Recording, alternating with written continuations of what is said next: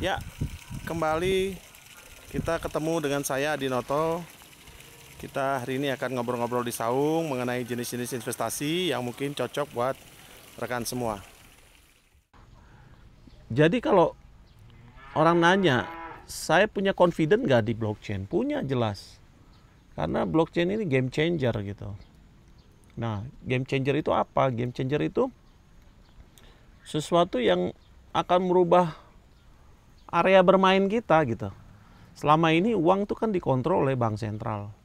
Masyarakat ingin mengembalikan kontrol terhadap uang itu kembali desentralized. Tidak ada satu komunitas atau suatu power yang mengatur itu semua. Memang ini revolusi ini butuh waktu panjang sekali. Ini kita baru di titik awal. Makanya saya tidak pernah menyarankan orang trading kripto. Jadi ibarat bayi itu kita baru di stage bayi gitu loh. Jadi kalau orang trading itu kan in out dia nggak tahu kapan. Posisinya ini posisi awal, jadi semua orang holder asal itu fundamental itu pasti profit. Tapi kalau dipakai trading pasti loss gitu, karena trading ini banyak aspek ya, aspek psikologis terutama, dan siklus dari kripto ini lebih panjang daripada yang dibayangkan orang. 2017 akhir dia peak, 2020 2 tahun ya, itu masih bottom. Tapi awal 2021 dia terbang lagi gitu. Jadi semua orang yang menempatkan diri sebagai trader kripto itu sulit gitu. Paling tidak harus main longer. Jadi swing trading juga jadi pilihan, tapi tidak day trading. Day trading itu kenapa sulit? Day trading itu sekarang aja trennya kan sedang bearish nih. Nah, satu-satunya yang bisa profit adalah kita main di leverage ya, kita main di bukan di spot. Spot itu artinya uang yang kita mainkan itu ada benar-benar duit kita. Tapi kalau kita main future, itu kan bisa kita pilih arah atas atau arah turun gitu. Jadi kalau dengan market yang sekarang cenderung bearish, orang mainnya di leverage, itu resiko besar. Saya mikir sekarang itu kalau kripto adalah waktu timing yang hampir kena untuk pada saat collect, pada saat beli. Bottomnya kapan? Bottomnya belum kelihatan, tapi sudah mulai menuju. Artinya kalau dibeli itu dicicil. Kita nggak bisa all in, sekarang beli, kita punya dana sekian, kita belanjain semua gitu. Itu tuh nggak benar juga. Jadi kita masuk sekarang mungkin 20%. Di koin mana? Koin yang punya usage gitu loh, nggak bukan token. Saya bukan anti token, tapi token itu relatively gampang dimanipulasi gitu loh. Karena tidak ada fungsi di situ gitu, tidak ada fungsi sama sekali selain gimmick aja gitu. Seperti sekarang NFT gitu ya. NFT itu sedang bubble-bubblenya. Non fungible token adalah fungsi yang ditaruh di suatu digital creation gitu, apakah itu foto, apakah itu movie, segala macam gitu. Jadi dengan diberikan suatu identitas di dalam NFT tersebut, NFT itu menjadi unik, bisa di-trace. Jadi tidak ya seperti gini deh, kalau uang itu kan ada serial number. Kalau karya digital ini kan tidak. Karya digital itu tidak. Nah, fungsi gimmick yang sekarang lagi rame di NFT itu adalah meletakkan identitas di sana sehingga semua karya digital itu menjadi unik. Terus dengan harga yang bubble sekarang gimana? Saya tidak pernah menyarankan orang trading NFT. Karena NFT sekarang lagi bubble-bubblenya gitu. Kalau Anda merasa punya kemampuan meng-create suatu media digital, apakah itu foto, apakah itu video, dan menaruh itu, meminting bahasanya ya, menjadi suatu identitas NFT, boleh. Karena kita tidak pakai modal kan. Tapi kalau sekarang orang bilang, oh saya bangun komunitas, terus saya beli dari karya-karya yang dengan harga sekian dengan harapan bisa dijual lebih mahal. Kalau saya pikir ada waktunya ini akan selesai gitu, karena udah valuationnya sudah di atas norm gitu, di atas sesuatu yang normal gitu. Jadi udah bubble. NFT sekarang janganlah pernah berbisnis jual beli NFT. Itu tidak terlalu safe. Karena nilai intrinsiknya kan tidak pernah tahu. Kalau you bikin gambar gitu, lukisan, sebenarnya harga wajarnya berapa sih?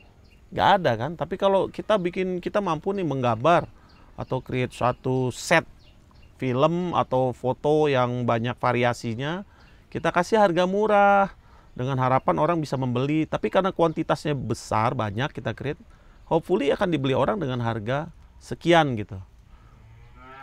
Pink Piro-nya ini kan, pengalinya ini kan.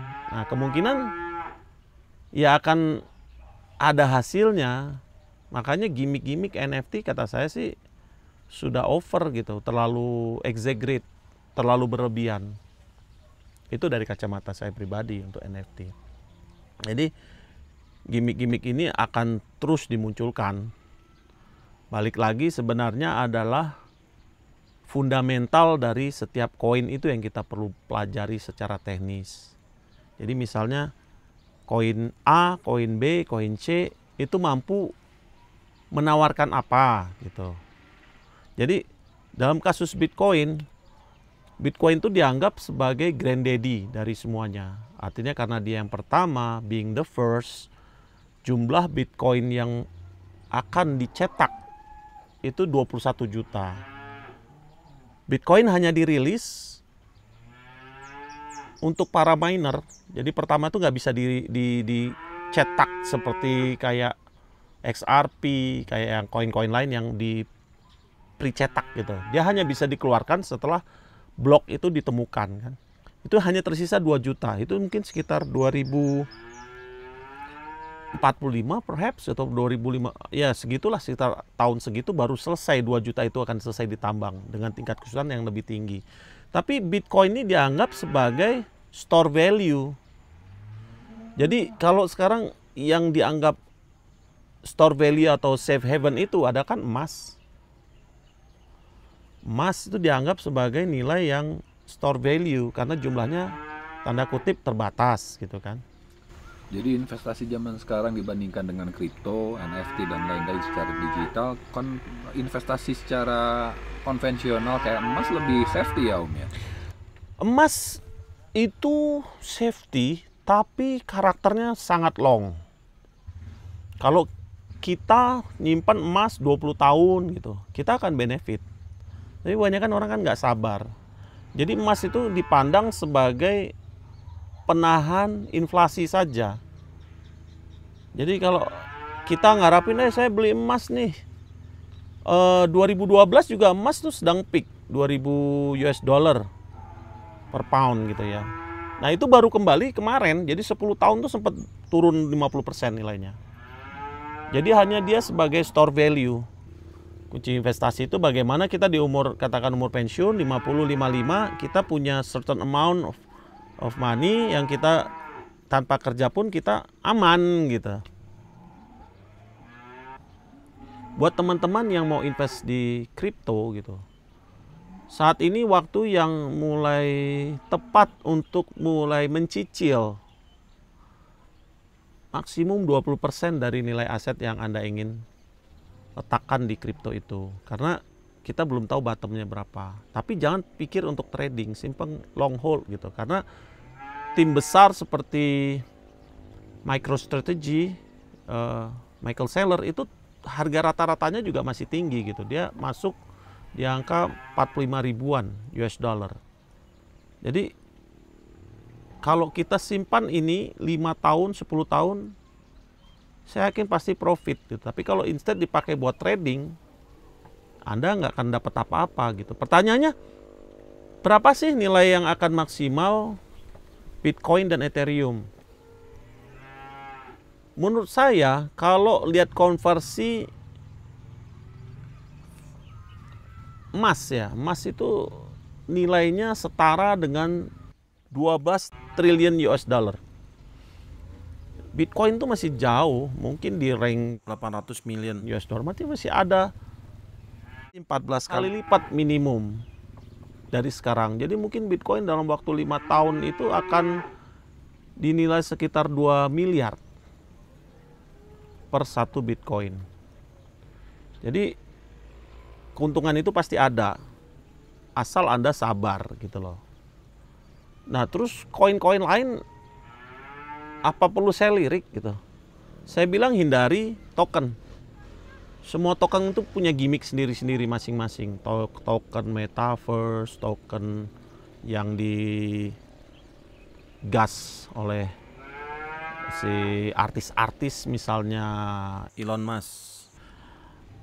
Itu nggak akan sustain lah, nggak akan sustain. Itu kayak Dogecoin dan lain-lain banyak, itu saya kan nggak akan sustain. Tapi misalnya koin yang bagus, Ethereum, Solana, Cardano, itu lebih menjanjikan gitu, karena dia punya usage sebagai media transfer gitu loh.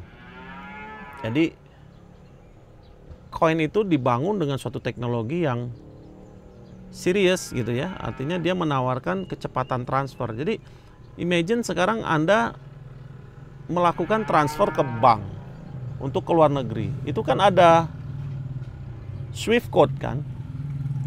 Swift code itu setiap bank itu unik. Swift code ini juga bersaing gitu dengan teknik transfer, identity transfer yang lain seperti ABA dan lain-lain. Tapi kasus-kasus seperti perang Rusia ini, Swift code kan terbukti tidak bisa apa-apa gitu. Karena kan Swift code memutuskan untuk nge-freeze seluruh bank di Rusia gitu. Nah sementara kalau kita transfer ke luar negeri kan waktunya nggak ada yang bisa cepat. Kita transfer paling cepat 1 hari mungkin ya. Within different bank, different country itu kita butuh waktu gitu. Tapi kalau kita ngomong blockchain, itu ada yang cuman 5 detik atau yang maksimum bahkan yang paling lambat juga 1,5 jam gitu loh.